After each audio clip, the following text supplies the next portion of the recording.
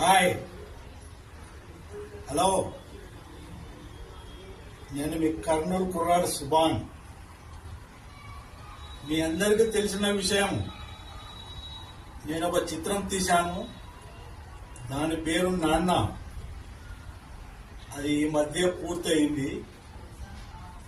ఈ చిత్రం యొక్క ఫ్రీ రిలీజ్ ఈవెంట్ మరియు ఆడియో ఆవిష్కరణ